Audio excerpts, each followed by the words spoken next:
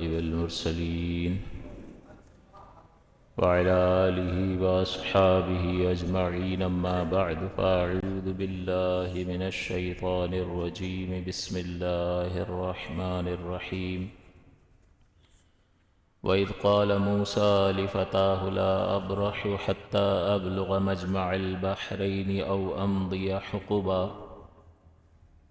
فلما بلغا مجمع بينهما نسيا حوتهما فاتخذ سبيله في البحر سربا فلما جاوزا قالا لفتاه آتنا غداءنا لقد لقينا في سفرنا هذا نصبا قال أرأيت إذ أوينا إلى الصخرة فإني نسيت الحوت وما أنسانيه إلا الشيطان أن أذكره واتخذ سبيله في البحر عجبا قال ذلك ما كنا نبغ فارتد على آثارهما قصصا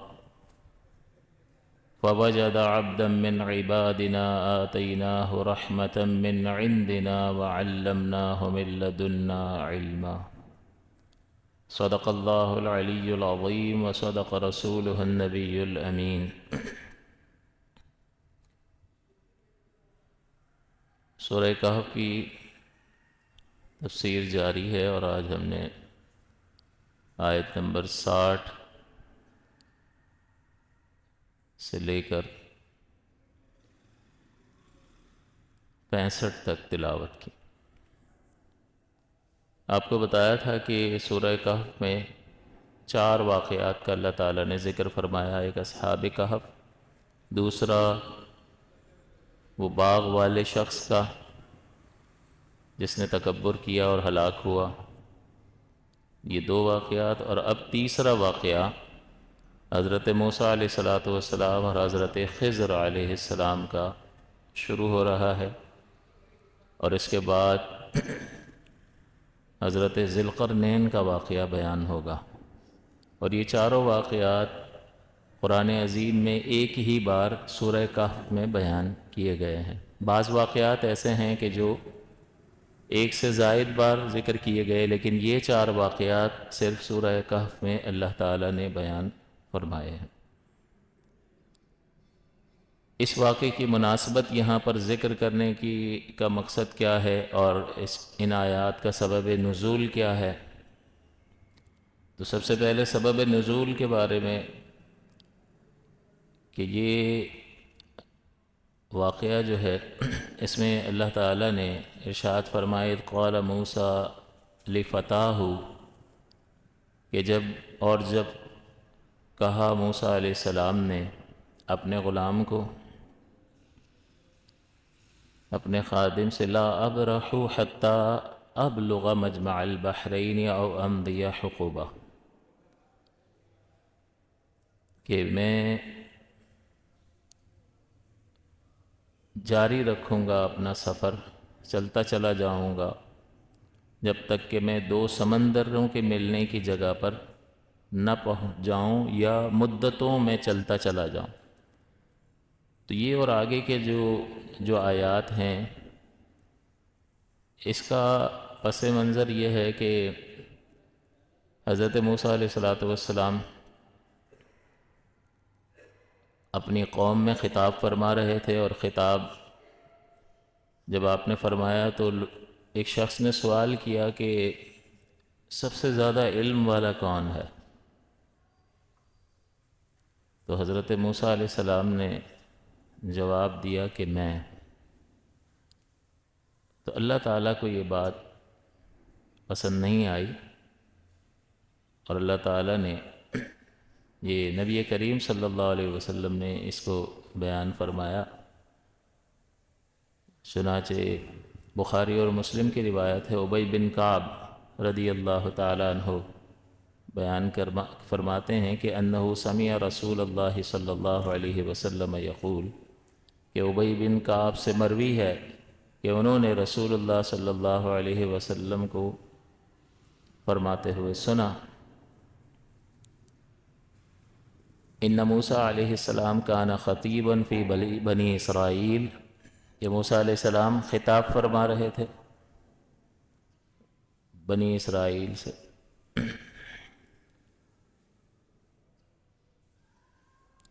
فسأل ای الناس، فسأل تو کسی نے پوچھا، ای الناس اعلم، یہ کون سا شخص سب سے زیادہ علم والا؟ فقال انا، آپ نے فرمایا میں ہوں۔ اللہ کے نبی تھے، بہت جلیل القدر نبی ہیں، بڑا مرتبہ ہے، اولو العزم رسولوں میں سے ہیں، تو آپ نے فرمایا میں۔ فعتب اللہ علیہ، تو اللہ تعالیٰ نے اس پر عتاب فرمایا، یعنی اللہ تعالیٰ کو یہ بات پسند نہ آئی کہ اذ لم یرد العلم الیہ، کہ انہوں نے اللہ کی طرف کیوں منسوب نہ کیا کہ سب سے زیادہ علم اللہ کو ہے، یعنی حقیقتاً، اور وہ جتنا اپنے نبیوں کو عطا فرما دے یہ اس کی عطا سے ہے، جتنا بھی وہ دے دے۔ اور ایک یہ بھی بات یاد رکھنے کی ہے کہ انبیاء کا علم تدریجی ہوتا ہے، درجہ بدرجہ بڑھتا رہتا ہے، جیسے جیسے وحی آتی ہے وحی میں علم ہی ہوتا ہے، تو جیسے جیسے وحی آتی ہے تو علم بڑھتا رہتا ہے۔ تو یہ ہو سکتا ہے کہ بعض مواقع پر کسی بات کا علم نہ ہو، یہ ان کے نبی نہ ہونے کی دلیل نہیں ہوتا،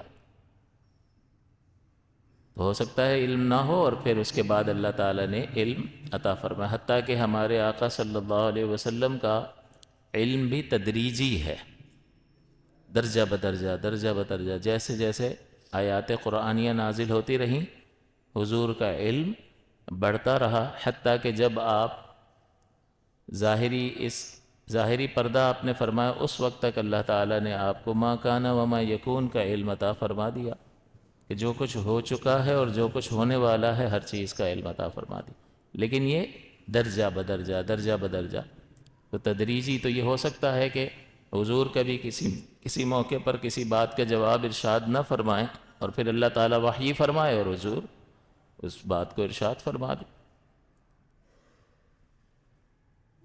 تو اللہ تعالیٰ نے وحی فرمائی، فَأَوْحَى اللَّهُ إِلَيْهِ، اللہ تعالیٰ نے موسیٰ علیہ السلام کی طرف وحی فرمائی کہ میرا ایک بندہ ہے، إِنَّ لِي عَبْدًا، اور جو دو سمندروں کی ملنے کی جگہ پر ہے، هُوَ أَعْلَمُ مِنْكَ، وہ آپ سے زیادہ جانتا ہے۔ تو موسیٰ علیہ السلام اللہ کے نبی ہیں، جلیل القدر، زبردست مقام و مرتبہ، لیکن علم کے حصول کا معاملہ اگر دیکھنا ہو تو ان نفوس قدسیہ کو دیکھنا چاہیے کہ دین کا اور شریعت کا اور اللہ تعالیٰ کی معرفت کو حاصل کرنے کا جو جذبہ ان لوگوں میں تھا وہ کمال جذبہ تھا، اور وہ یہی چیز تو سکھانے آئے تھے کہ انبیاء کا مقصد جہالت کو دور کرنا، اور ہم آج اس ہی مقصد کو بھول گئے، باقی سارے کام ہم کر لیتے ہیں، نعرے لگا لیں گے، میلاد کا جلوس نکال لیں گے، یہ وقتی سارے ہم کام کر لیتے ہیں، لیکن نبی کے مشن کو اپنانے میں دم لگتا ہے، ساری زندگی لگ جاتی ہے، اس میں اپنی خواہشات کو ترک کرنا پڑتا ہے، اس میں قربانیاں دینی پڑتی ہیں، اس میں اپنے گھر میں ایک نظام قائم کرنے کے لیے ڈسپلن لانا پڑتا ہے، خود اپنے آپ کو پیش کرنا پڑتا ہے، اس پر عمل کر کے دکھانا پڑتا ہے، تب آپ کی بات کے گھر میں بھی کوئی ویلیو ہوتی ہے اور لوگ اس کو اہمیت دیتے ہیں اور وہ نافذ ہوتا ہے۔ تو حضرت موسیٰ علیہ السلام نے اللہ تعالیٰ کی بارگاہ میں عرض کیا کہ میں کس طرح سے ان سے ملاقات کر سکتا ہوں؟ تو اللہ تعالیٰ نے پھر انہیں بتایا کہ تم اپنے ساتھ ایک برتن میں مچھلی رکھو، ایک مچھلی لے لو اپنے ساتھ، اور جہاں دو سمندر ملتے ہیں اس جانب سفر شروع کر دو، جب یہ مچھلی تم سے گم ہو جائے تو بس وہی جگہ ہے میرے اس بندے کے ملاقات کرنے کی، وہاں وہ تمہیں مل جائیں گے۔ یہ اللہ تعالیٰ نے اس کا یہ ان آیات کا سبب نزول جو ہے وہ یہ ہے، اور یہ سبب نزول رحمت دو عالم صلی اللہ علیہ وسلم نے ذکر فرمایا۔ چنانچہ یہ آیات پاک اللہ تعالیٰ نے نازل فرمائی۔ اب یہ سفر پر نکل رہے ہیں اور یہ سارا واقعہ پیش آ رہا ہے۔ اب یہ پہلی آیت کا ترجمہ آپ سنیں گے تو آپ کو زیادہ سمجھ میں آئے گا کہ وَإِذْ قَالَ مُوسَىٰ لِفَتَاهُ، کہ جب یاد کرو جب موسیٰ علیہ السلام نے اپنے خادم سے کہا لا ابرح حتی ابلغ مجمع البحرین، کہ میں رکوں گا نہیں یہاں تک کہ وہ دو سمندروں کے ملنے کی جگہ پر پہنچ جاؤں۔ تو اس حدیث کو جب آپ نے ان آیات پاک سے ملایا تو بات واضح ہو گئی کہ موسیٰ علیہ السلام کیا فرما رہے ہیں، کون سے دو سمندر، کیوں جا رہے ہیں، کیا ہو رہا ہے یہ۔ تو یہ حدیث میں واقعہ ذکر ہوا، حضور نے بیان فرمایا، اور اس کو اس سے ملائیں گے تو بات واضح ہو جائے گی۔ او امضیا حقبا، یا میں قرنوں چلتا چلا جاؤں گا، جب تک نہیں ملیں گے میں سفر جاری رکھوں گا، چاہے مجھے کتنا ہی سفر کرنا پڑے۔ یہ موسیٰ علیہ السلام ہیں جو اس قدر سفر کرنے کے لیے، مشقت اٹھانے کے لیے تیار ہیں۔ وجہ علم کا حاصل کرنا، علم کا حاصل کرنا۔ ایک تو یہ ہو گیا کہ ان آیات کے نازل ہونے کا سبب۔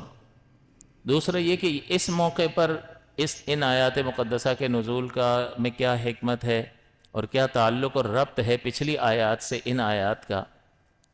تو ایک سبب یہ ہے کہ یہود اور نصرانی عیسائیوں نے یہ اپنے لوگوں سے کہا کہ تم جاؤ محمد صلی اللہ علیہ وسلم کا امتحان لو، ان سے یہ سوال پوچھو، اصحاب کہف کا واقعہ سناؤ، موسیٰ علیہ السلام اور خضر کا واقعہ سناؤ علیہ السلام، اور دیگر چیزیں، ذی القرنین کے بارے میں بتاؤ۔ تو اگر وہ جواب دے دیں تو نبی مان لینا، نہ جواب دیں تو وہ نبی نہیں ہے۔ اب یہ ان کا اس طرح سے نبی کو آزمانا ہی خطا ہے، یہ کوئی معیار اور منہج ہے ہی نہیں نبی کو آزمانے کا۔ پہلی بات تو یہ کہ اگر کوئی نبی آئے، اب تو خاتم الانبیاء تشریف لے آئے، اب تو سوال ہی پیدا نہیں ہوتا، بلکہ اب اگر کوئی نبوت کا دعویٰ جھوٹا کرے تو اس سے اگر کوئی معجزہ طلب کرے تو وہ کافر ہو جائے گا، اس لیے کہ یہ اس امکان کو مان رہا ہے کہ بھئی اگر تم معجزہ دکھا دو گے تو میں تمہیں نبی مان لوں گا۔ تو ممکن مان رہا ہے کہ حضور کے بعد کوئی نبی آ سکتا ہے، اور یہ کفر ہے، ضروریات دین کا انکار ہے۔ تو اب تو کچھ بھی نہیں ہو سکتا، حضور تشریف لے آئے۔ لیکن اس سے پہلے جو نبی جو تشریف لاتے تھے وہ دعویٰ کرتے تھے میں اللہ کی طرف سے بھیجا ہوا پیغمبر ہوں، تو سننے والا کیا کہے گا کہ اچھا ٹھیک ہے، اپنے نبی ہونے پر دلیل دے، معجزہ۔ اب وہ جو بھی دکھا دے، یہ ان کی مرضی ہے، وہ جو بھی معجزہ دکھا دے وہ ظاہر ہے کہ انسان کو حیران کر دے گا، وہ خلاف عادت کام ہوگا اور انسان عادتاً اس کام کو نہیں کر سکے گا۔ وہ پانی سے چشمے بہا دے گا، درخت چلنے لگ جائیں گے، درخت بولنے لگ جائیں گے، پتھر حرکت کرنے لگ جائیں گے وغیرہ۔ موسیٰ علیہ السلام نے رسی جو ہے وہ اژدہا بن جائے گی۔ تو یہ سارے معجزات جو ہے وہ خلاف عادت ہیں، وہ ظاہر ہونے، لیکن وہ جو بھی دکھا دے بس وہ دلیل بنے گا کہ یہ سچ کہہ رہے ہیں اور یہ اللہ کی طرف سے بھیجے ہوئے ہیں۔ یوں نہیں ہوگا کہ لوگ لائن لگا کر کھڑے ہو جائیں اور ہر ایک اپنا مطالبہ، اچھا یہ کر کے دکھانا، چلو بھئی یہ تمہارا مطالبہ ہو گیا، چلو وہ ایمان لے آئے، یہ آ گئے، یہ کر کے دکھانا، یہ الگ الگ، یہ فرمائشی پروگرام نہیں ہوتا۔ بس یوں ہوتا ہے کہ اگر آپ اللہ کی طرف سے بھیجے گئے نبی ہیں تو اپنے نبی ہونے پر کوئی معجزہ پیش کریں، وہ جو بھی دکھائیں گے وہ دلیل بنے گا، اور وہ حیرت انگیز ہوگا کہ وہ عادتاً وہ کام نہیں ہوتا، اور وہ اس بات پر مجبور کرے گا کہ یار یہ میں نہیں کر سکتا، کوئی بھی نہیں کر سکتا، یہ وہی کر سکتا ہے جس کو خاص قوت حاصل ہو۔ تو اس کا مطلب یہ صحیح کہہ رہے ہیں کہ یہ اسی بڑی قدرت والے کی طرف سے بھیجے گئے ہیں۔ بس انہوں نے کیا ارادہ کیا کہ اگر حضور ان چیزوں کا جواب دے دیں تو نبی مان لینا ورنہ نہ ماننا، تو یہ امتحان کا طریقہ ہی غلط تھا۔ اور دوسری بات یہ کہ وہی کہہ رہے ہیں یہاں پر اس واقعے کو ذکر کرنے کا مقصد کیا ہے؟ یہاں پر مقصد یہ ہے کہ یہ جو امتحان کا جو طریقہ ہے یہودیوں کا، وہ بار بار چیزیں پوچھ رہے ہیں، تو ان سے یہ سوال کیا جائے، اب اس واقعے کو سامنے رکھے کہ موسیٰ علیہ السلام جو ہیں یہ سیکھنے جا رہے ہیں، تم موسیٰ علیہ السلام کو نبی مانتے ہو یا نہیں؟ ہاں مانتے ہیں۔ تو تم یہ دعویٰ کر رہے ہو کہ نبی جو ہے وہ سب کچھ ساری دنیا میں ہونے والے واقعات کو جانتا ہے اور تم کو وہ خبر دے دے گا. بھئی ضروری نہیں ہے. اللہ نے جتنا علم دیا ہوگا وہ بتا دیں گے، نہیں ہوگا تو نہیں بتائیں گے. اللہ کا علم لامحدود ہے، باقی مخلوق کا علم کثیر ہو لیکن محدود ہے. تو سارے کیا واقعات کا علم ہوتا ہے، ساری چیزوں کا علم ہوتا ہے. تو اب حضرت موسیٰ علیہ السلام کو اگر تم اس کو پیمانہ بناتے ہو تو تم تو حضرت موسیٰ علیہ السلام کو نبی مانتے ہو، اور حضرت موسیٰ علیہ السلام خود حضرت خضر علیہ السلام کے پاس تشریف لے گئے کہ ان سے علم حاصل کریں. تو اس کا مطلب جو نہیں تھا اس کو حاصل کرنے گئے، اور نہیں معلوم تھا پھر بھی تم ان کو نبی مان رہے ہو. اس کا مطلب یہ پیمانہ نہیں ہے کہ یہ چیز پتہ ہوگی تو نبی ہے اور نہیں ہوگی تو نہیں ہے. پیمانہ معجزہ ہے، اور وہ صرف اتنا ہے کہ ہم کہیں گے کہ آپ اپنی نبوت پر کوئی دلیل جو ہے معجزے کے طور پر پیش کر دیں. وہ جو دکھائیں گے بس وہی دلیل ہوگا، فرمائشی پروگرام نہیں. اور یہ امتحان کا طریقہ ہی غلط تھا یہودیوں کا. تو اللہ تعالیٰ نے یہاں ذکر فرمایا کہ تم تو موسیٰ علیہ السلام کو نبی مانتے ہو، اور موسیٰ علیہ السلام خود حضرت خضر علیہ السلام کے پاس سیکھنے گئے. تو اس کا مطلب بعض چیزیں وہ آپ کو معلوم نہیں تھی، بعد میں معلوم ہو گئی. تو معلوم نہ ہونے کے باوجود تم انہیں اللہ کا نبی مانتے ہو یا نہیں مانتے. اس کا مطلب بعض چیزیں اگر معلوم نہیں ہیں تو وہ ان کے نبی ہونے کے منافی نہیں ہیں. اس کا یہ مطلب نہیں ہے کہ وہ نبی نہیں ہے. تو تم اس چیز کو بنیاد بناؤ کہ حضور سے اصحاب کہف کا پوچھو، ذی القرنین کا پوچھو، موسیٰ علیہ السلام اور خضر کا پوچھو، اگر جواب دے دیں تو مان لینا ورنہ مت ماننا. یہ امتحان کا طریقہ ہی بھونڈا اور بیکار ہے. تو اللہ تعالیٰ نے یہاں پر اس لیے یہ مناسبت ہے واقعے کی کہ اس اعتبار سے یہاں ذکر کیا. دوسری مناسبت اس واقعے کو بیان کرنے کی یہاں پر مناسبت کیا ہے، وہ یہ ہے کہ آپ نے پیچھے ملاحظہ فرمایا کہ مشرکین مکہ نے ایک حضور کے سامنے تجویز رکھی کہ ہم ایمان لے آتے ہیں، اور ہم ایمان لائیں گے تو ہم پورے قبیلے کے سردار ہیں، پورا قبیلہ ایمان لائے گا. لیکن ہماری شرط یہ ہے کہ جب ہم آپ کی مجلس میں بیٹھے ہوں گے تو بلال اور صہیب نہیں ہوں گے، یعنی فقراء صحابہ وہ نہیں ہوں گے. تو تکبر تھا، یعنی علم حاصل کرنا چاہتے ہیں لیکن تکبر کے ساتھ. تو علم جو ہے وہ عجز اور انکسار کو چاہتا ہے، ایسے نہیں ہوتا. عاجزی اور انکساری کے ساتھ ہوتا ہے، تکبر کے ساتھ نہیں ہوتا. تو یہاں پر اس واقعے کو اس اعتبار سے آپ اگر مناسبت دیکھیں کہ حضرت موسیٰ علیہ السلام اتنے جلیل القدر، اگر بڑے مرتبے والے کو علم کے حصول کے سلسلے میں تکبر کرنا جائز ہوتا تو موسیٰ علیہ السلام سے بڑا مرتبہ کس کا ہے؟ لیکن وہ کہ موسیٰ علیہ السلام اولو العزم نبی ہیں، اولو العزم رسول ہیں، اللہ کے پیارے ہیں، اس کے باوجود علم حاصل کرنے میں پیدل سفر کیا ہے، اتنا طویل سفر. اور خود فرما رہے ہیں کہ میں رکوں گا نہیں حتیٰ کہ میں قرنوں چلا جاؤں، مدتوں چلتا رہوں، مجھے چلنا پڑے لیکن میں باز نہیں آؤں گا، یہ سفر جاری رکھوں گا. تو اگر علم کے حصول کے سلسلے میں تکبر کرنا جائز ہوتا تو موسیٰ علیہ السلام اس بات کا حق رکھتے تھے کہ وہ تکبر فرماتے، لیکن ایسا نہیں ہے. لہٰذا یہ بھی پیغام ہے مشرکین مکہ کو کہ یہ موسیٰ علیہ السلام کو دیکھو اور تم اپنی حالت کو دیکھو کہ تھوڑی سی سرداری مل گئی ہے تو ہم مجلس میں آپ کی اس وقت بیٹھیں گے جب بلال اور صہیب نہ ہوں.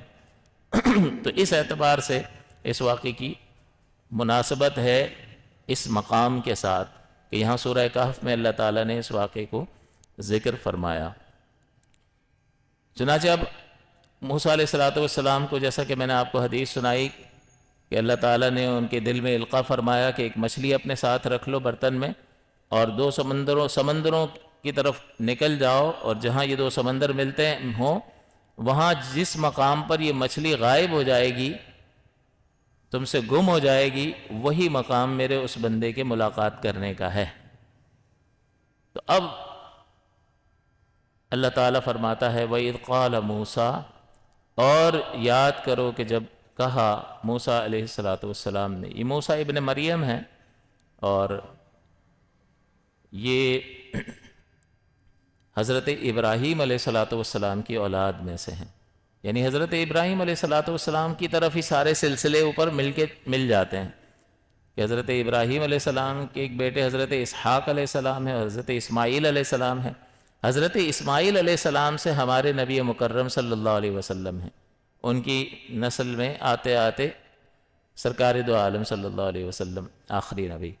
اور بنی یہ حضرت یعقوب علیہ السلام ان کے یعنی حضرت ابراہیم علیہ السلام کے بیٹے حضرت اسحاق اور ان کے بیٹے حضرت یعقوب، اور پھر آگے یہ سلسلہ حضرت یوسف، اور یہ چلتے چلتے آگے ان میں کثیر جو ہے بنی اسرائیل میں انبیاء کرام علیہ السلام تشریف لائے. تو ابراہیم علیہ السلام کے دو بیٹوں سے یہ دو شاخیں نکلی ہیں، ایک میں کثیر انبیاء کرام تشریف لائے اور ایک میں بنی اسماعیل، اس میں میرے اور آپ کے آقا صلی اللہ علیہ وسلم تشریف لائے. تو ان کا سلسلہ جو ہے وہ ان سے ملتا ہے، اور صاحب کتاب ہیں اور اولو العزم رسول ہیں، شریعت لے کر تشریف لائے. اور بڑے معجزات آپ کے قرآن عظیم میں مذکور ہیں. بہت زیادہ قصے جس نبی کے قرآن عظیم میں مذکور ہیں وہ حضرت موسیٰ علیہ السلام ہیں. تو موسیٰ علیہ السلام نے فرمایا لِفَتَاهُ، اپنے غلام کو، یہ جو غلام ہے خادم ہیں، ویسے تو آزاد آدمی تھے لیکن وہ غلام اس اعتبار سے کہا کہ یہ حضرت موسیٰ علیہ السلام کے ساتھ ساتھ ہی رہتے تھے اور علم حاصل کیا کرتے تھے آپ کے ساتھ. تو یہ آپ کے ہمیشہ آپ کی خدمت میں رہا کرتے تھے. ان کا نام تھا یوشع بن نون. ان کے نبی ہونے میں اختلاف ہے، بعض کہتے ہیں کہ یہ نبی تھے، اور یہ واقعتاً حضرت موسیٰ علیہ السلام کے بعد جو منصب تھا وہ آپ کے ہاتھ میں آیا، یعنی آپ ان کے نائب کے طور پر آگے آپ نے ان کی دعوت کو بڑھایا. لیکن وہ نبی تھے یا بعض کہتے ہیں کہ نبی نہیں تھے، اس میں اختلاف ہے. اسی طرح حضرت خضر علیہ السلام کے بارے میں بھی. تو بہرحال وَإِذْ قَالَ مُوسَىٰ لِفَتَاهُ، کہ یاد کرو کہ جب فرمایا حضرت موسیٰ علیہ السلام نے اپنے خادم کو، یہ بہت محبت کرتے تھے اور ہر وقت حضرت موسیٰ علیہ السلام کے ساتھ اور آپ کی خدمت میں حاضر رہا کرتے تھے. لا ابرح حتی ابلغ مجمع البحرین، کہ میں نہیں باز آؤں گا یہاں تک کہ وہ دو سمندروں کی ملنے کی جگہ پر پہنچ جاؤں. او امضی حقبا، یا میں کرنوں چلتا چلا جاؤں، یعنی مجھے طویل سفر کرنا پڑے تو میں کر لوں گا لیکن میں رکوں گا نہیں.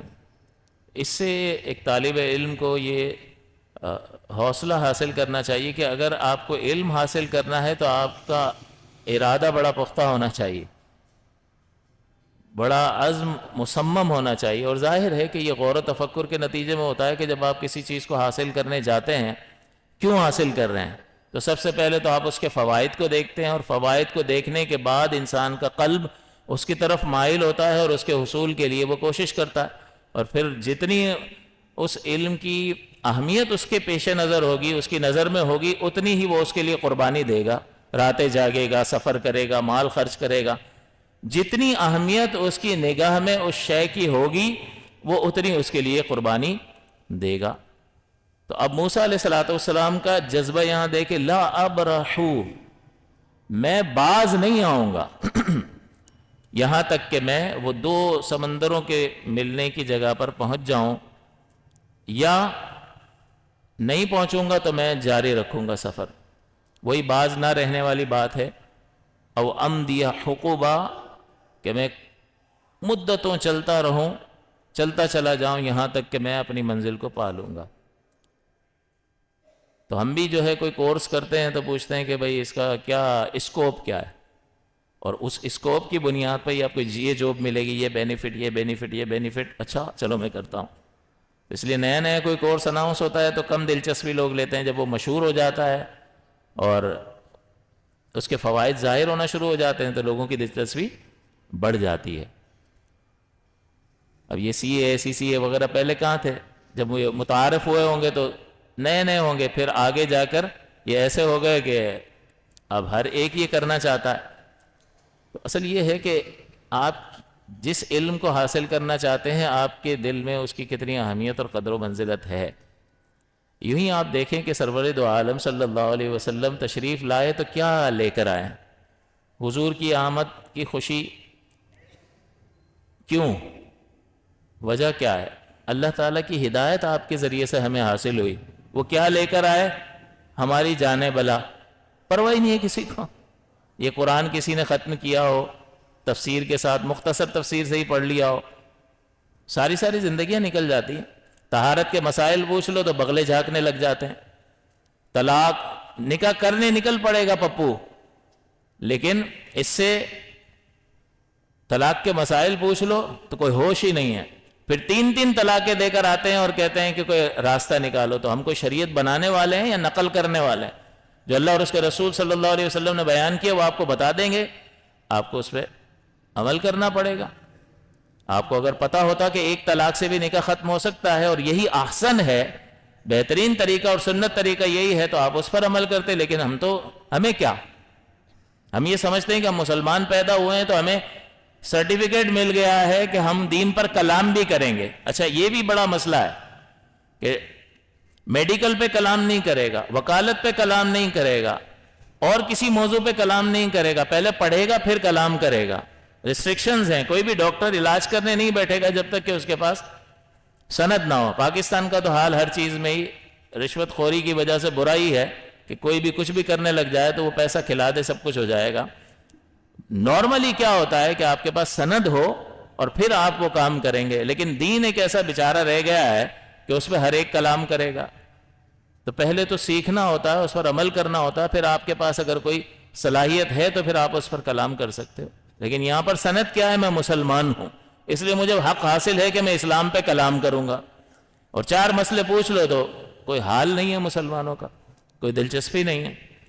تو موسیٰ علیہ السلام کا یہ حال ہے کہ اتنے جلیل القدر نبی، اللہ کے اتنے مقرب ہونے کے باوجود جب آپ کو یہ تنبیہ کی گئی اور بتایا گیا کہ آپ سے زیادہ جاننے والا، علم والا ایک شخص موجود ہے، تو اس سے علم کے حصول کے لیے یہ نہیں کہ ہاں ٹھیک ہے، اچھا مجھ سے بھی زیادہ جاننے والے، چلیں ٹھیک ہے جی بس ہو گیا جی. بھئی میں بھی پاور رکھتا ہوں، میرا بھی اللہ کی بارگاہ میں مرتبہ، میں کیوں جاؤں؟ آپ نے اللہ کی بارگاہ میں عرض کیا کہ میں وہاں پہنچ کیسے سکتا ہوں. اور ہمارے رسول صلی اللہ علیہ وسلم تشریف لے آئے تو کوئی مسلمان آ کے کسی مفتی سے پوچھتا نہیں ہے کہ وہ جو عظیم الشان شخصیت تشریف لائے تھے کیا لے کر آئے تھے، اس میں میرے لیے کتنا ہے. میں بارہا یہ روتا ہی رہتا ہوں، اتنے برس ہو گئے. کبھی جا کے پوچھا ہے کہ اس میں میرے لیے کتنا ہے جو ناگزیر ہے، مجھے سیکھنا ہوگا، مجھے اپنی فیملی کو سکھانا ہوگا. اللہ کے وجود پر دلائل پوچھ لو، بتاؤ. عالم قدیم ہے جی، ہمیشہ سے ہے، یہ دنیا ہمیشہ سے کبھی بھی ختم نہیں ہوگی، کوئی خدا نہیں ہے. بتاؤ رد کر کے دکھاؤ. سیکھا ہوگا تو رد کرے گا نا. اور ہمیں یہ لگتا ہے کہ ہم مسلمان پیدا ہوئے تو مسلمان مریں گے، اس خوش فہمی میں مت رہیے گا. اللہ تعالیٰ نے قرآن عظیم میں فرمایا کہ یا ایھا الذین آمنوا اتقوا اللہ حق تقاتہ ولا تموتن الا وانتم مسلمون، کہ اے ایمان والو اللہ سے ایسا ڈرو جیسا کہ اس سے ڈرنے کا حق ہے، اور ہرگز نہ مرنا مگر مسلمان. تو بندہ کہہ سکتا ہے نا کہ یا ایھا الذین آمنوا آیت کے شروع میں تو فرمایا، اللہ نے مجھے ایمان والا فرمایا تو میں مومن ہوں، تو مومن ہی مروں گا. خود اللہ فرماتا ہے وَلَا تَمُوتُنَّ، تم ہرگز نہ مرنا وَأَنْتُمْ مُسْلِمُونَ، مگر اس حال میں کہ تم مسلمان ہو.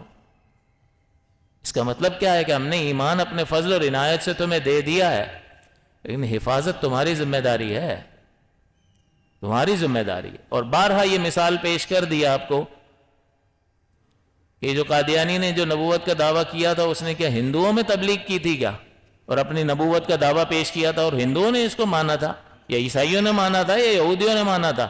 اس کو نبی جھوٹے کو کس نے نبی مانا بھائی؟ مسلمانوں نے. کیسے مان لیا؟ ضرورت یہ دینی کا کیسے انکار کیا؟ اپنے آپ کو مرتد کیسے کیا؟ دائرہ اسلام سے خارج کیسے کر لیا؟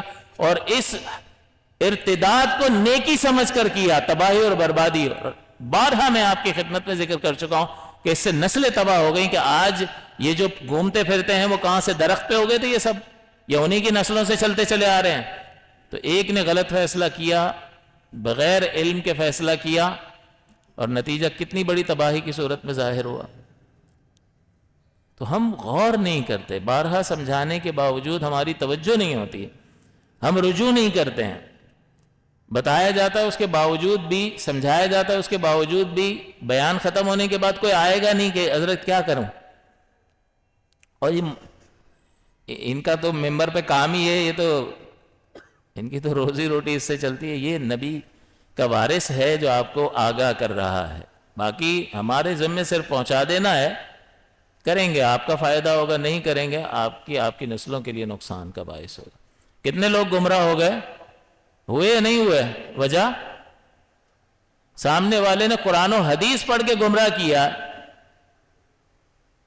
یہاں کچھ بھی نہیں تھا، کوئی دلیل نہیں تھی کہ اس کو کاؤنٹر کر سکے، اس کا جواب دے سکے، اس کا رد کر سکے، اپنے اعتقاد کو دلیل سے سیکھ کر ایک دم مضبوط کرتا کہ اعتقاد زائل نہ ہوتا. لیکن یاد رکھو کہ یہ وقت بے پرواہی میں اگر اس طرح سے گزر گیا تو عنقریب قبر ہے، عنقریب سوال ہے. کیا جواب ہوگا اللہ کی بارگاہ میں؟ پورے خاندان کا، پوری فیملی کا. ڈبل مصیبت ہے نا. شادی کر کے آدمی پھنس گیا، اپنا تو جواب دے گا، اپنی بیوی کا بھی دے گا، اپنا تو جواب دے گا، اپنے بچوں کا بھی جواب دے گا کہ دینی خطوط پر اس کو دیندار بنانے کی تم نے کتنی کوشش کی ہے، اس کے لیے حصول علم کے لیے کتنی کوشش کی ہے. آپ اگر نہیں پڑھا سکتے تھے، نہیں سکھا سکتے تھے تو کوئی اہتمام کر کے اس کو دیا؟ بس وہ ایک مدرسے میں بٹھا دیا اس کو. ہاں ماشاءاللہ جاتا ہے نا مدرسے، ناظرہ قرآن پڑھ لیا، حالانکہ ناظرہ قرآن پڑھنا نہ فرض ہے نہ واجب ہے. جو فرض علوم ہیں ان کی طرف توجہ ہی نہیں. اس لیے ہمیں سمجھنا چاہیے کہ جو چیز ضروری ہے اس سلسلے میں ہم نے علماء سے رجوع کیا ہے یا نہیں کیا، اس شعور کی بیداری کی ضرورت ہے. تو ہم تو کوشش کرتے ہی رہتے ہیں، لیکن اس کے باوجود بہرحال نتیجہ بعض اوقات بہت مایوس کن رہتا ہے. ہم مایوس نہیں ہوتے. ایک آدمی بھی بیٹھے گا، اپنا کام کریں گے اور چلے جائیں گے. تو تعداد سے کیا ہوتا ہے؟ بعض انبیاء اللہ تعالیٰ کی بارگاہ میں جب آئیں گے تو ایک ہی امتی ہوگا، نبی ہی ہیں. تو کیا اس نبی کی تبلیغ میں کوئی کمی رہ گئی تھی؟ نہیں، کچھ بھی نہیں. کامل تبلیغ تھی، بہترین تبلیغ تھی، لیکن وہ نحوست ان پر چھائی ہوئی تھی جس کی وجہ سے وہ محروم رہ گئے. ایک ہی امتی ہوگا، تو اس سے کوئی نبی کا مرتبہ کوئی کم ہو جاتا ہے؟ اصل تو یہ ہے کہ آپ نے اپنی کوشش کر لی بس. اسی لیے انبیاء کرام کیا فرماتے ہیں؟ قرآن ذکر کرتا ہے نا، وَمَا عَلَيْنَا إِلَّا الْبَلَاغُ الْمُبِينُ، کہ ہمارے ذمہ نہیں ہے مگر واضح طور پر پہنچا دینا. تو ہر ایک آدمی اپنے آپ سے سوال کرے کہ اس نے اس سلسلے میں دین کو کتنی اہمیت دی ہے. یہ 2 ڈنڈے پڑیں گے نا سیدھا ہو جائے گا. جب فرشتے پکڑ کر سزا دیں گے نا تو ساری مستی نکل جائے گی، ساری غفلتیں نکل جائیں گی، لیکن اس کے بعد کچھ بھی نہیں ہوگا. اس کے بعد کچھ بھی نہیں ہو سکے گا. جب چور پکڑا جاتا ہے تو پھر تو وہ کہتا ہے اب نہیں کروں گا. بچہ غلطی کرتا، باپ سمجھاتا ہے، نہیں مانتا، پھر ڈنڈے پڑتے ہیں تو پھر وہ کہتا ہے اللہ اللہ اب نہیں کروں گا. اب کچھ نہیں ہوتا. تو جب موت کا فرشتہ آ جائے گا تو اس کے بعد مہلت نہیں ہے. تو اس لیے ہمیں کوشش کرنی چاہیے کہ ہم بات کو سمجھیں اور اس کو سنجیدہ لیں اور آگے بڑھیں. موسیٰ علیہ السلام کا حال دیکھیں کہ وہ عزم مصمم ان کا اتنا پختہ ارادہ کہ میں چلتا چلا جاؤں گا. حالانکہ نتیجتاً بعد میں انہوں نے کتنی چیزیں سیکھی ہیں وہ چلو بعد میں پتہ چلے گا. 3 چیزیں سیکھی ہیں، لیکن 3 چیزیں بہت سمندر سیکھ کر آ گئے حضرت موسیٰ علیہ السلام. 3 چیزیں سیکھی ہیں، اور 3 چیزیں سیکھنے کے لیے چلتا چلا جاؤں گا، مدتوں قرنوں چلتا چلا جاؤں گا. یہ کون سا جذبہ ہے بھائی؟ اصل میں مقصد انسان کی زندگی کا اللہ کی معرفت ہے. وہ جتنا اپنے رب کو پہچانتا چلا جائے گا اتنا اس کی طرف اس کا جھکاؤ بڑھتا چلا جائے گا. اور انبیاء کرام علیہ السلام اپنے رب کو سب سے زیادہ جانتے ہیں، بلکہ وہ معرفت تقسیم کرنے تشریف لاتے ہیں. تو مخلوق میں جو شخص بھی جتنا اللہ کو جانتا ہے یہ صدقہ ہے انبیاء کرام علیہ السلام کی تبلیغ کا. اور خاص ہم حضور کی امت ہیں، ہم کہیں گے کہ حضور صلی اللہ علیہ وسلم کی وجود پاک کی یہ سب برکات ہیں. لیکن بدقسمتی کہیں یا کیا کہیں کہ ان برکات سے حصہ سمیٹنے کے لیے تیار نہیں ہے. اپنی نگاہ پر، اپنی عقل پر بھروسہ بہت ہے. اسی علم کا ثمر سونے کے پہاڑ کی صورت میں رکھ دیا جائے اور ادھر مشقت بھی ہو کہ بھئی تھوڑی یہ مشقت ہے لیکن یہ سونے کا پہاڑ مل جائے گا، فوراً لپکے گا اس سونے کے پہاڑ کی طرف اور ہر مشقت اٹھا لے گا علم کے حاصل کرنے کے لیے، اپنی نگاہ پر اتنا بھروسہ، اور اللہ اور اس کا رسول فرمایا کہ یہ علم، اس کے لیے جتنی بھی کوشش کرو گے کم ہے، اس علم کی وجہ سے اللہ تعالیٰ کی بارگاہ میں قرب کی منازل بندہ طے کرتا ہے۔ وما خلقت الجن والانس الا لیعبدون کی تفسیر میں مجاہد ابن جبر جو شاگرد ہیں عبداللہ بن عباس رضی اللہ تعالیٰ عنہ کہ وہ لیعبدون، کہ ہم نے جن و انس کو فقط اپنی عبادت کے لیے پیدا کیا ہے، وہ لیعبدون کی تفسیر فرماتے ہیں ای لیعرفون، یعنی یعبدون سے یہاں پر مراد یہ ہے کہ وہ اللہ تعالیٰ کی معرفت حاصل کریں، اللہ تعالیٰ کی پہچان حاصل کریں۔ اور پہچان معرفت کس کو کہتے ہیں؟ ہمیں کیا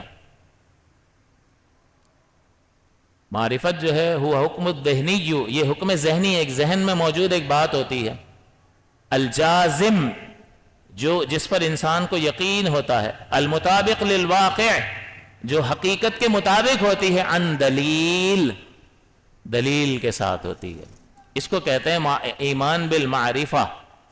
اور دلیل کے بغیر ہو تو ایمان بالتقلید کہلاتا ہے۔ اللہ ایک ہے، ابا نے بتایا ہے تو اس کو یقین ہے 100%، تو یہ ذہن میں محفوظ ایک بات ہے، اس کو حکم ذہنی کہتے ہیں۔ الجازم، اس کو 100% اس بات کا یقین بھی ہے۔ المطابق للواقع، کہ وہ حقیقت کے مطابق ہے، کہ حقیقت بھی ایسی ہی ہے۔ بس اب دلیل نہیں سیکھتا ہے تو اتنے کو ایمان بالتقلید کہا جاتا ہے۔ یہ ایمان معتبر ہے، یہ مسلمان ہے، لیکن دلیل نہ سیکھنے کی وجہ سے گناہگار ہے۔ کیوں؟ دلیل سیکھنے کا کہاں کہا ہے؟ وَاعْلَمْ أَنَّهُ لَا إِلَهَ إِلَّا اللَّهُ، جان تو کہ اللہ کے سوا کوئی لائق عبادت نہیں ہے۔ وَاعْلَمْ، قل نہیں فرمایا کہ کہہ دے، تو کہتے تو سبھی ہیں، آپ سب کہتے ہو نا لا الہ الا اللہ محمد الرسول اللہ، تو قل کہتے تو سبھی ہیں۔ اللہ تعالیٰ نے فرمایا وَاعْلَمْ، جان، اور وہ جاننا بغیر دلیل کے نہیں ہو سکتا۔ اللہ تعالیٰ ایک ہے لیکن تو اس کو دلیل سے جان، تو جان کہ وہی مؤثر ہے جو اس پوری کائنات میں، تمام عالمین میں وہی ذات پاک اثر فرما رہی ہے، اسی کی قدرت کار فرما ہے، اسی کا راج چلتا ہے، اس کو دلیل سے جان۔ جب تو دلیل سے جانے گا تو پھر کسی اور کو قدیم نہیں مانے گا، اس عالم کو تو قدیم نہیں مانے گا، کسی اور کو مؤثر حقیقی نہیں مانے گا، لیکن جب جانے گا تب نا، اس کے علاوہ تو مؤثر بہت ساری چیزوں کو مانے گا، دولت کو، اسباب کو، اپنے تعلقات کو۔ کئی بار مثال دی ہے کہ سیٹ کہہ دے نا کسی بے روزگار کو کل آ جانا، رکھ لوں گا کام پہ، اس رات کو تو ایسا سکون کی نیند سوئے گا، سیٹ نے بول دیا نا، سکون۔ اللہ تعالیٰ فرماتا ہے کہ وَمَا مِن دَابَّةٍ فِي الْأَرْضِ إِلَّا عَلَى اللَّهِ رِزْقُهَا، زمین پر چلنے والا کوئی نہیں ہے ایسا کہ جس کا رزق اللہ کے ذمہ کرم پر نہ ہو۔ تو اس لیے ضرورت اس بات کی ہے کہ اس دین کو جو محمد الرسول اللہ صلی اللہ علیہ وسلم لے کر آئے اہمیت دیں۔ یہاں درس بھی ہوتا ہے، 300 بندہ نماز پڑھنے آتا ہے، لیکن جب درس ہوتا ہے تو 50 آدمی بیٹھے ہوتے ہیں، وہ 250 آدمی کہاں چلا گیا؟ اتوار کا دن ہے، علاقے کے ہی لوگ ہیں، یہ تو چلو یہاں پر ابھی کام کرنے کے لیے آئے ہوں گے تو دکانوں سے آگے، سارے علاقائی نہیں ہیں، لیکن جو علاقائی ہیں وہی اتوار کے دن اثر یہاں پڑھنے کوئی کورنگی سے تو نہیں آئے گا نا، یہیں کیا ہے، لیکن چلے جاتے ہیں۔ تو اب اس میں ہمارا کوئی نقصان نہیں ہے، نقصان انہی کا ہے، اور اس نقصان کی بنیاد پر پھر عبادات مشکوک ہو جاتی ہیں۔ تو اس سے یہ اندازہ ہوتا ہے کہ لوگوں کی دلچسپی کس درجے میں ہے دین کے لیے۔ باقی یہ صبح بھی اٹھ جائے گا، یہ صبح کام پہ جانے کے لیے ہر مشقت بھی برداشت کر لے گا، بسوں کے دھکے بھی کھا لے گا، سب کر لے گا، لیکن دین جتنا ضروری ہے اس کو سیکھنے کے لیے اس کے پاس وقت نہیں ہے۔ جو چیز فرض ہے اس کا علم فرض ہے، جو چیز واجب ہے اس کا علم واجب ہے، جو چیز سنت ہے اس کا علم حاصل کرنا سنت ہے، جو چیز حرام ہے اس کا علم حاصل کرنا فرض ہے، جو مکروہ تحریمی ہے اس کا علم حاصل کرنا واجب ہے، جو اساءت ہے اس کا علم حاصل کرنا سنت ہے۔ تو یہ شرعی حیثیتوں کے درجے مختلف ہیں، تو جس عمل کی جو شرعی حیثیت ہے وہی اس کے علم کی شرعی حیثیت ہے۔ تو اب بتائیے کہ جو فرض علم ہوگا اگر وہ بندہ حاصل نہیں کرے گا تو فرض کا ترک حرام ہوتا ہے، اور حرام گناہ کبیرہ ہے. تو اس وجہ سے انسان گناہگار مسلسل ہوتا رہتا ہے. ایسی ایسی غلطیاں کر کے لوگ آتے ہیں کہ بعض اوقات تو بندہ کیا کرے، کیا ان کو جواب دے کہ یار یہ آپ کر رہے ہو اور کتنے برسوں سے کر رہے ہو؟ یہ تو 20 سال ہو گئے میں اسی طرح نماز پڑھتا ہوں. اب ان کو کیا جواب دیا جائے کہ بھئی تھوڑا سیکھ ہی لیتے. سیکھے بغیر تو چیزیں نہیں آتی. حضور نے فرمایا صلو کما رأیتمونی اصلی، کہ نماز پڑھو جیسا کہ مجھے پڑھتا ہوا دیکھتے ہو. تو کیسے آپ کو پتہ چلے گا کہ حضور کیسے پڑھتے تھے؟ کیسے پتہ چلے گا؟ یہاں تو یہ بار بار میں کہتا ہوں کہ اسے بھی یہ نیت باندھنے کے اسٹائل سب کے الگ الگ ہیں. یوں کر کے یوں کرے گا اور پھر یوں باندھے گا. ایک کو میں نے دیکھا وہ مجھے بڑی ہنسی اس پر آتی ہے، وہ ابھی بھی یہی کرتا ہے. یوں کر کے یوں آئے گا. یہ الگ الگ قسم کے نمونے ہیں. وجہ کیا ہے؟ اتنا الگ الگ کیوں ہے اسٹائل سب کا؟ ایک جیسا کیوں نہیں ہے؟ حضور نے ایک ہی طرح پڑھی ہوگی نا، بس سیدھا اللہ اکبر. تو اس طرح بھی کرتے ہیں اور یہ نئے نئے اسٹائل بھی لوگ لے کر آتے ہیں. تو اگر سیکھ کر رہے ہوتے سب کا ایک جیسا ہی ہوتا. لیکن وہی بات ہے کہ ہمارے پاس وقت نہیں ہے. تو یاد رکھیں کہ کوئی ایسی چیز اگر عبادت میں شامل ہوگی کہ جس کی وجہ سے عبادت ہی ضائع ہو جائے تو پھر تو نماز کے لیے آتا بھی رہا، عبادت بھی کرتا رہا، اور پھر نتیجہ زیرو نکلا. اور پھر اس پر کہے کہ اللہ غفور الرحیم ہے. یار پڑھی تو ہے نا. تو بارہا میں نے آپ کو اس کا جواب دے دیا کہ بھئی پڑھی ہے تو کوئی اللہ پہ احسان کوئی کیا ہے؟ اپنے لیے پڑھی ہے. اور آپ کو وہ حدیث بھی بخاری اور مسلم کی سنائی تھی کہ صحابی آئے.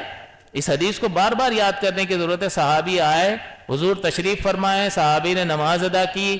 نماز ادا کرنے کے بعد حضور کے پاس آ کر بیٹھے، سلام عرض کیا اور بیٹھ گئے. حضور نے فرمایا کھڑے ہو جاؤ، نماز پڑھو، تم نے نماز نہیں پڑھی ہے. حضور ابھی تو آپ کے سامنے پڑھی ہے. انہوں نے کچھ بھی نہیں کہا، دوبارہ پڑھ کے آ گئے.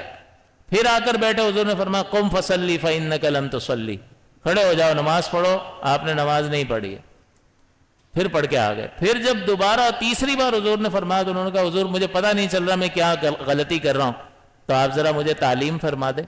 تو پھر حضور نے ان کو سکھایا.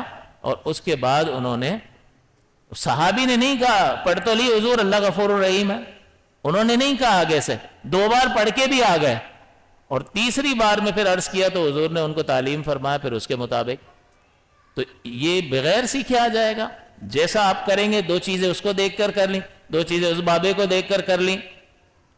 ایک بابا جو ہے وہ، ایک بچے نے وضو کیا تو ٹائم میں نے دیکھا ختم ہو رہا تھا نا، تو وہ دوڑتا ہوا آیا اور اس نے صرف چہرہ دھویا اور جلدی سے فرائض ادا کیے. وضو کے کلی وغیرہ اس نے نہیں کی، ناک میں پانی نہیں چڑھایا، وضو کر لیا اس نے اور جلدی جلدی نماز شروع کر دی اس نے. اب جیسے ہی نماز سے فارغ ہوا نا تو ایک بابا جی بیٹھے ہوئے تھے، سفید داڑھی اور 70 برس کی عمر کوئی ہوگی ان کی. بلا لیا ذرا. وہ بچہ چلا گیا تو اس کو کہا تمہاری نماز ہی نہیں ہوئی. کیوں نہیں ہوئی؟ کہا تم نے کلی تو کی نہیں، ناک میں پانی تو چڑھایا نہیں. اب وہ بابا کو پوچھو کہ حضرت آپ نے 70 سال کہاں نکال دیے؟ کلی کرنا سنت ہے، اور سنت کے ترک سے شے کا وجود ختم نہیں ہوتا. فرض کو چھوڑیں گے تو وضو نہیں ہوگا، وضو میں واجب کوئی ہوتا نہیں ہے. سنت مبارکہ کا ترک جو ہے وہ ثواب میں کمی کا سبب بنتا ہے لیکن شے کو ختم نہیں کر دیتا. اسی طرح نماز میں اگر سنت کوئی چھوٹ جائے گی تو سجدہ سہو بھی لازم نہیں ہوتا، نماز اپنی جگہ پہ قائم ہے. تو اب ان کے ذہن میں تصور یہ ہے کہ ناک میں پانی نہیں ڈالو گے تو وضو ہی نہیں ہوگا. غلط سلط چیزیں، بس پتہ نہیں یہ کہیں کتاب میں تو نہیں پڑھا ہوگا، بس اپنے طور پر فرض کر لیا. تو یہ حال ہے لوگوں کا. اور موسیٰ علیہ السلام اتنے جلیل القدر ہونے کے بعد علم حاصل کرنے کی کوشش کر رہے ہیں، اور ہمارے ہاں تھوڑا سا اگر ہماری عمر بڑی ہو جاتی ہے، اس عمر میں ہم جائیں گے کہ قاعدہ پڑھنے کے لیے، تو بھئی اگر نہیں پڑھا ہے تو پڑھو، نہیں سیکھا ہے تو سیکھو. عمر کی کوئی قید تھوڑی ہے. اگر آج کوئی مسلمان ہوتا ہے، 70 سال کا آدمی مسلمان ہوتا ہے تو دین کی بنیادی باتیں سے ہی سیکھے گا کہ چلو مسلمان ہو گیا ہوں یار، اب سیکھنے تھوڑی جاؤں گا، لوگ کیا کہیں گے، اس عمر میں جاؤں گا کیا. تو اس کا مطلب یہ ہوا کہ علم سیکھنا، علم حاصل کرنا لازم اور ضروری، اور ہم نے اس علم کے حصول کو اپنی فہرست سے نکال ہی دیا ہے، ہماری ترجیحی فہرست میں شامل نہیں ہے. اس پر سنجیدگی سے غور کرنا چاہیے. اللہ تعالیٰ مجھے اور آپ کو عمل کی توفیق عطا فرمائے. آمین.